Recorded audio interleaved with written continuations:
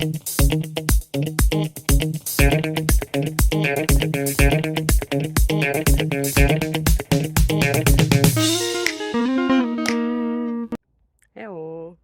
So today is sports day, so it's time to do something for us, for our body, and of course for our mind. So how about this next question?